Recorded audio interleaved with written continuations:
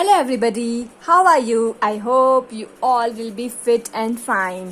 ठीक है, so be rated, happy Rakshabandhan. I hope आप सब ने रक्षाबंधन enjoy किया होगा. So let's start. Welcome into the class 9th and let's start the first chapter of the science, that is the matter in our surroundings. So let's start. Is everybody is ready? So let's start.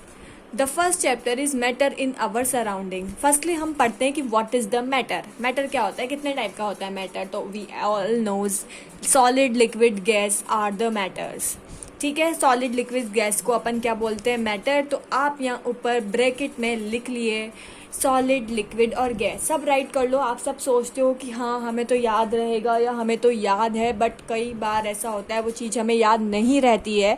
तो इससे अच्छा है आप उसे right कर लो. मैं अपने personal experience से बता रही हूँ ये तो मुझे याद है और इसे मैं लिखती नहीं हूँ. बट जो भी चीज़ आपको लगे कि मुझे राइट डाउन करनी चाहिए वो आप इमिडिएटली राइट डाउन कर लें. Okay, the first is introduction. Look around. You see so many things, living and non-living. These things differ a lot in their properties. ये things जो होती है ना डिफ़र करती है. ठीक है, हम हमारे आसपास बहुत सारी लिविंग और नॉन लिविंग थिंग्स देखते हैं. ठीक है, अब ये थिंग्स जो होती है बहुत ज़्यादा डिफ़र यानी डिफरेंट होती है कलर में, शेप में, साइज में और स्मेल में. तो how are so many different thing produce. ये सारी इतनी सारी डिफरेंट चीज़ें प्रोड्यूस कैसे होती है. Before answering this question we would like to see if these things have anything is common. ठीक है, हम इस क्वेश्चन का रिप्लाई देने से पहले हम एक बात और सोचते हैं, क्या इन चीज़ों में कुछ चीज़ कॉमन है. इन सब डिफरेंट थिंग्स में is something else is common. Think about it. When we difference in their properties. ठीक है, वैन वी ऑब्जर्व, जब हम ऑब्जर्व करते हैं इन सबको बहुत पास से, ठीक है, तो हम देखते हैं कि इनमें बहुत सारे डिफरेंस है, बहुत सारे डिफरेंस है इन their properties. All those objects have मास. लेकिन इन सब ऑब्जेक्ट का एक मास होता है, एक वेट होता है. दे ऑक्यूपाई स्पेस. ये कोई स्पेस को घेरते हैं. हर चीज़ एक स्पेस ऑक्यूपाई करती है. And can be felt through one or more of our sense organs. और इन सभी चीज़ों को हम अपने एक या एक से ज़्यादा सेंस ऑर्गन से फील कर सकते हैं. तो सबकी कॉमन चीज़ हो गई कि इनका मॉलिक्यूलर वेट होता है, ये एक स्पेस ऑक्यूपाई करती है और इन सबको अपन अपने सेंस ऑर्गन से फील कर सकते हैं. So what makes these thing to have these common properties. तो इन सब थिंग्स में कॉमन प्रॉपर्टीज क्या हैं, कैसे बनती हैं. The Greek and the Indian philosophers thought that everything around us including our body was made up of the 5 basic elements, name earth, fire, water and sky. These 5 elements in Indian philosophy are called panch तत्व.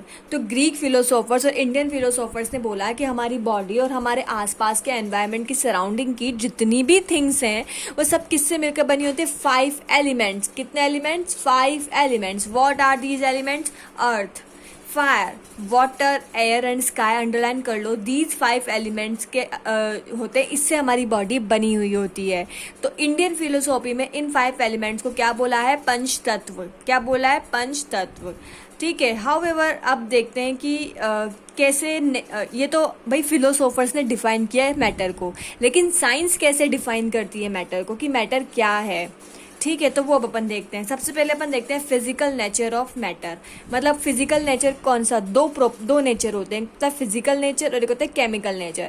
Physical nature का मतलब होता है कि उसके external nature, जैसे कोई human है उसका आपको बताना है फिजिकल अपीयरेंस. तो बाहर से दिखता कैसा है, उसका कलर कैसा है.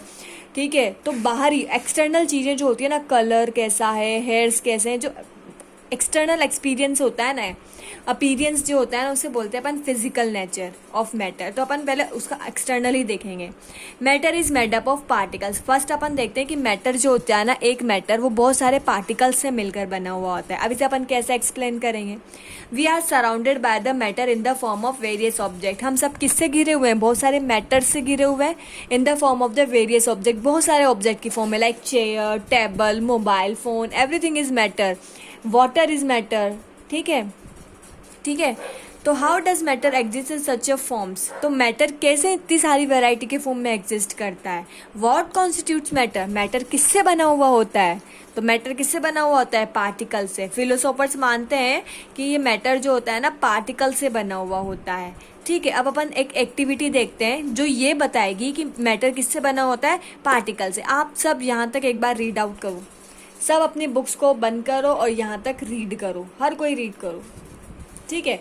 और मैं आपको ब्रीफ में बताऊंगी कि क्या होता है, ठीक है। मैं आपको ब्रीफ में बताऊंगी क्या होना है, क्या कैसे होता है, ठीक है। अब अपन एक बीकर लेते हैं, ये ले लिया अपन ने एक बीकर, कितने ml का बीकर लिया, 100 ml का बीकर लिया, और इसमें 100 ml वाटर भर दिया अपन ने, कर दिया। अब अपन या तो सॉल्ट लेंगे या शुगर लेंगे, ठीक है, दोनों में से कोई एक चीज़ ले लो। माना कि मैंने शुगर लिया है, अब अपन क्या करते हैं, एक स्पून शुगर को इस बीकर में ऐड कर दिया और उसको इस रोड से, ग्लास रोड से स्टिर कर दिया अच्छे से, शुगर उसमें मेल्ट हो गई। अब आपके पास क्या क्या क्वेश्चन अराइज होते हैं। फर्स्ट, शुगर दिख रही है, आप क्या चीज़ें ऑब्जर्व कर, क्या आपको शुगर दिखाई दे रही है इसमें, एक बार उसमें देखो, दिखाई दे रही है, नो। शुगर सॉल्यूशन, अब सॉल्यूशन में शुगर दिखाई नहीं दे रही है, उसे क्रिस्टल दिखाई नहीं दे रहे हैं। क्या वाटर का लेवल इंक्रीज हुआ, नहीं, वाटर का लेवल भी इंक्रीज नहीं हुआ शुगर ऐड करने पर, ठीक है ना। तो आपका वाटर का लेवल इंक्रीज हुआ, ना ही शुगर आपको दिखाई दे रही है, तो फिर आखिर शुगर गई कहाँ चली गई। तो इसका आंसर फिर उन्होंने ऑब्जर्वेशन किया, बहुत सोचा, उन्होंने पानी को टेस्ट भी किया, तो पता चला पानी तो मीठा है, इसका मतलब शुगर है तो पानी के अंदर ही, बट शुगर गई कहाँ। तो इसका कंक्लूजन ये निकला कि जो हमारा जो अपना जो मैटर होता है ना, चाहे वो सॉलिड हो, चाहे लिक्विड हो, चाहे गैस हो, जैसे अपन ने इस वाले एक्सपेरिमेंट में मैटर क्या लिया है, लिक्विड, वाटर। तो सभी मैटर जो होते हैं ना उनमें छोटी छोटी वॉइड्स प्रेजेंट होती है। वॉइड्स का मतलब छोटे छोटे स्पेस, खाली जगह प्रेजेंट होती है। तो ये शुगर क्या करती है, वाटर के उन वॉइड्स में जाकर वॉइड्स में चली जाती है, ठीक है। इसमें वॉइड्स तो पहले से प्रेजेंट है और उसमें जाकर डिजॉल्व हो जाती है। जैसे शुगर क्रिस्टल्स में शुगर कहीं भी दिखाई नहीं देती और इसका टेस्ट भी मीठा आता है, क्योंकि कहाँ चली जाती है, वॉइड्स में। तो अपन बोल सकते हैं कि मैटर जो होता है किससे बना होता है, पार्टिकल्स से ही मिलकर बना हुआ होता है, ठीक है। अब अपन देखते हैं how small are these particles of matter. अपने को सेकंड देखना है कि पार्टिकल्स जो मैटर होते हैं ना, इसमें अभी अपन ने ये तो देख लिया कि पार्टिकल्स मैटर किसका बना होता है, पार्टिकल्स का, ठीक है। अब अपने को ये बताना है कि ये पार्टिकल्स कितने स्मॉल होते हैं, कितने ज़्यादा स्मॉल होते हैं। तो all forms of matter consist of small particles. तो द क्वेश्चन अराइज कि how small are these particle, ये पार्टिकल कितने स्मॉल होते हैं। तो इसके लिए अपन नेक्स्ट एक्सपेरिमेंट करेंगे। एक्सपेरिमेंट आप पूरा रीड आउट कर लो, उसका कंक्लूजन, ऑब्जर्वेशन मैं आपको ब्रीफ में बता दे रही हूँ कि इस सब में लिखा क्या हुआ है, ठीक है। तो अपन क्या करेंगे, 5 बीकर लेंगे। कितने बीकर, 5, 1 2 3 4 5 बीकर लिए अपन ने, वो भी कितने ml के, 100 ml के अपन ने 5 बीकर लिए। हर बीकर में अपन ने 100 ml वाटर फिल कर दिया, ठीक है। अब जो फर्स्ट बीकर को तो अपन ने ऐसे ही छोड़ दिया, ठीक है। अब जो सेकंड बीकर है उसमें अपन ने 2 से 3 क्रिस्टल ऑफ पोटेशियम पर मैग्नेट डाल दिए। पोटेशियम पर मैग्नेट के अपन ने 2-3 क्रिस्टल डाल दिए। देखो यहाँ पर आप लिख लो ब्रैकेट में, पोटेशियम पर मैग्नेट का फॉर्मूला होता है KMnO4। क्या होता है, KMnO4, और ये पर्पल कलर का होता है। कौन से कलर का होता है, ये पर्पल कलर का। तो अपन ने फर्स्ट बीकर में तो नहीं डाले, लेकिन अपन ने सेकंड बीकर में क्या किया, अपन ने पहले तो सब देखो, एक बार दोबारा से बताती हूँ। अपन ने 5 बीकर लिए, क्या किए, 5 बीकर में से फर्स्ट और सेकंड बीकर में अपन ने 100 ml वाटर ले लिया आपने 100 ml वाटर ले लिया, ठीक है।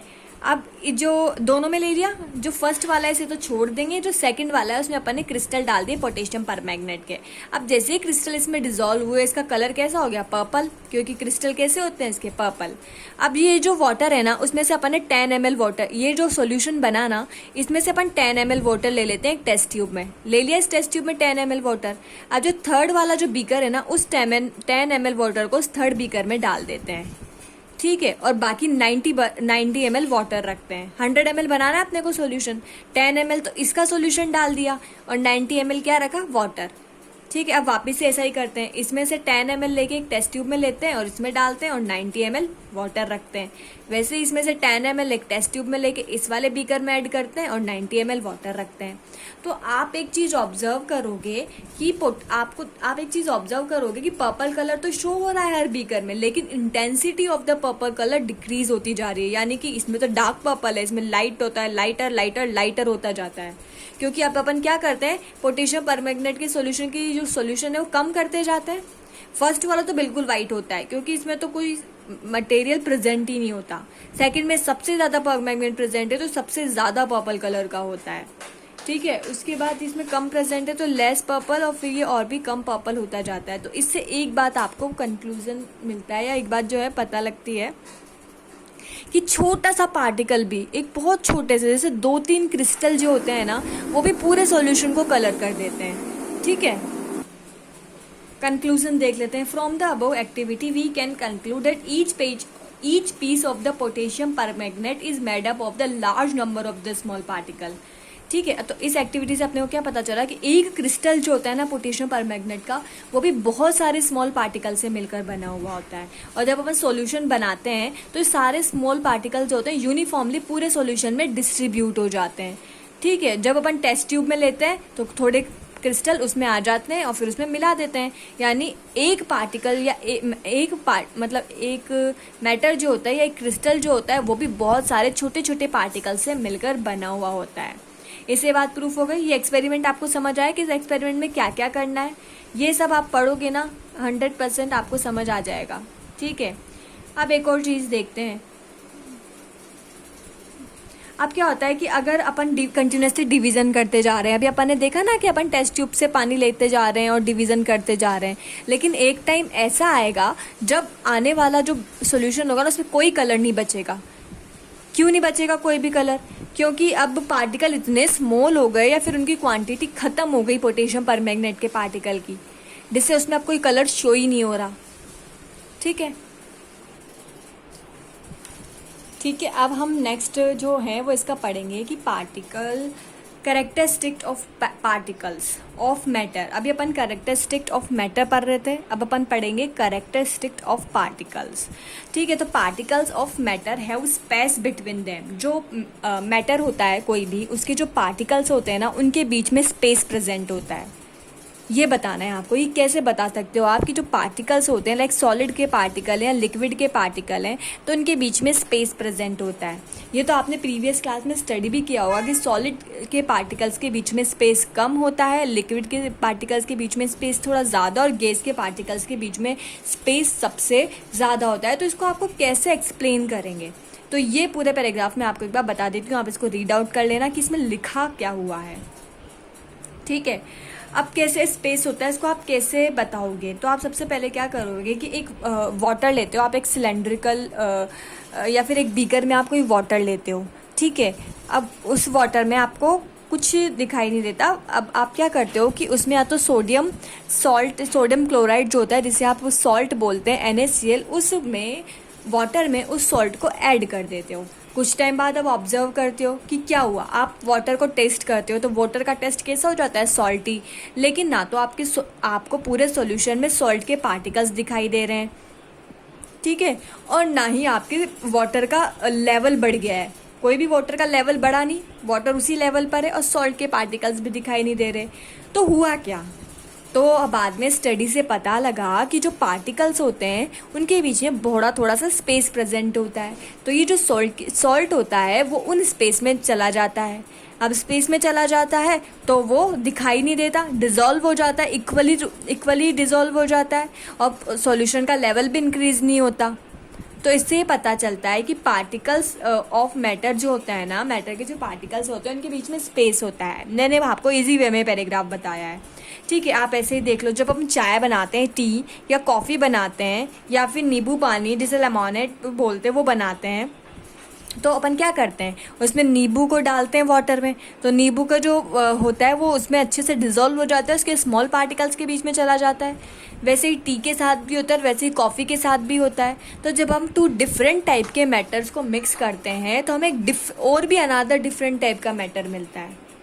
ठीक है, तो इसमें यही दिया है कि उसके बीच में स्पेस प्रेजेंट होता है। अब अपन नेक्स्ट एक्टिविटी देखते हैं, नेक्स्ट इसकी प्रॉपर्टी देखते हैं। नेक्स्ट प्रॉपर्टी है कि particles of matter are continuously moving. जो पार्टिकल होते हैं मैटर्स के वो कंटिन्यूअसली मूव करते रहते हैं। मूव क्यों करते हैं भाई? क्योंकि जो पार्टिकल्स ऑफ मैटर होते हैं they possess some kinetic energy, उनके पास काइनेटिक एनर्जी होती है, यानी मूव करने के लिए उनमें एनर्जी प्रेजेंट होती है। जब हम टेम्परेचर को राइज करते हैं यानी इंक्रीज करते हैं तो पार्टिकल्स और भी ज़्यादा तेज मूव फास्ट मूव करते हैं। ठीक है, इसका मतलब टेम्परेचर इंक्रीज करने पर अपनी जो काइनेटिक एनर्जी है वो इंक्रीज हो जाती है, और जब वो इंक्रीज हो जाती है तो पार्टिकल और भी ज़्यादा फास्ट मूव करेंगे। ठीक है, तो अब आप इसे कैसे बता सकते हैं? तो अपन इसके लिए एक एक्टिविटी देखते हैं। अब आप क्या करो, एक unlit incense stick, unlit incense stick क्या होती है? अगरबत्ती जो होती है, आप अपनी क्लासरूम के कॉर्नर में जला दो। ठीक है, अब आप देखेंगे, अब आप ये नोटिस करो कि कितनी दूर तक उस अगरबत्ती की यानी कि जो अनलिट इंसेंस स्टिक है उसकी स्मेल आती है। तो जब अगरबत्ती पूरी होती है, बड़ी की बड़ी होती है, ठीक है, तब तो आप देखते हो कि उसके पार्टिकल्स बहुत बहुत दूर तक मूव कर रहे हैं और आपको बहुत दूर तक उसकी स्मेल आती है। लेकिन जब वो लाइट हो जाती है, यानी आप देखते हो कि जब जैसे जैसे जल जाती है वो छोटी हो जाती है, जब वो लाइट हो जाती है तो जब हम अगरबत्ती के जस्ट पास बैठते हैं तभी हमें उसकी स्मेल आती है। ठीक है, हम उसकी फ्रेगरेंस को ठीक है फील कर पाते हैं।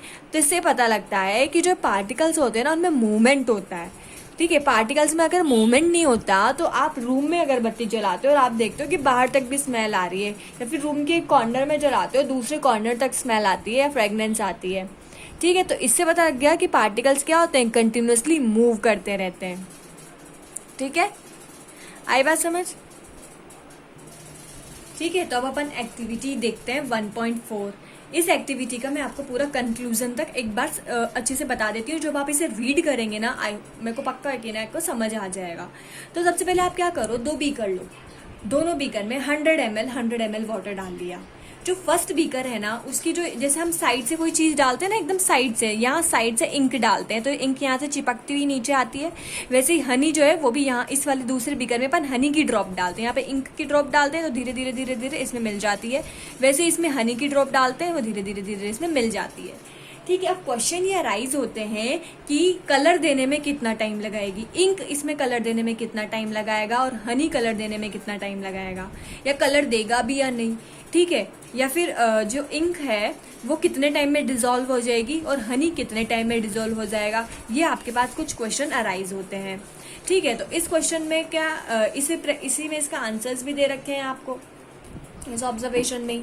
ठीक है, तो इन सब में आपको क्या दिया हुआ है मैं आपको बता देती हूँ। जो इंक होती है ना वो धीरे धीरे बीकर से नीचे आती है, यहाँ से धीरे धीरे धीरे धीरे, और इसमें आकर डिजोल्व हो जाती है और सॉल्यूशन ब्लू कलर का या रेड कलर का हो जाता है जिस भी कलर की इंक डाली है।